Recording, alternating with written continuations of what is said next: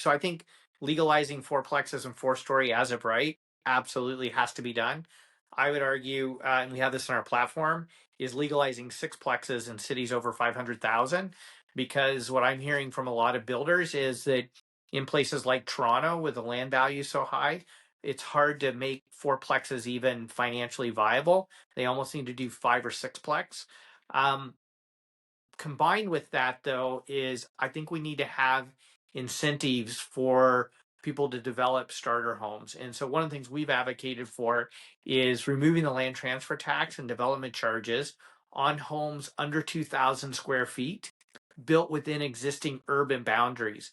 So one, legalizing things like fourplex, but two, then creating the financial incentives to make it pencil out better, and also to just help first-time home buyers, have homes that they can afford. I mean, $150,000 is about what you could save up to that. That's what my entire first house cost. My kids can't even buy a house with a down payment with $150,000 right now. So we've got to not only increase supply, but figure out ways to lower the cost of that supply.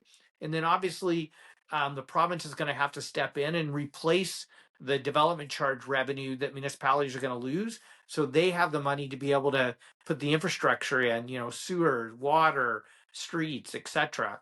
But if we're building it within existing urban boundaries, a lot of that infrastructure is already built. So it is the fastest way to quickly increase housing supply in a way that's affordable for individuals as well as for municipalities.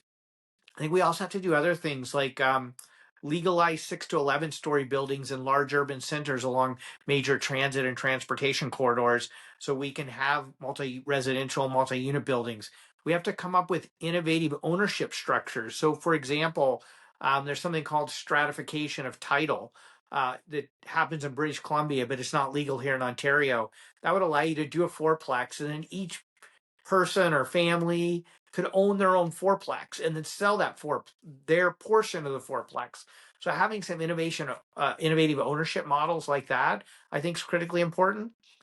All that being said, though, we will still have a housing affordability crisis if government doesn't get back into providing government assisted, deeply affordable nonprofit co op and supportive housing.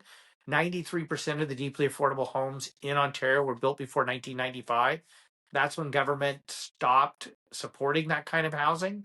So we've had 30 years now of not building deeply affordable homes in Ontario. And that's partly what's contributing to the fact that we have 81,000 people experiencing homelessness in our province.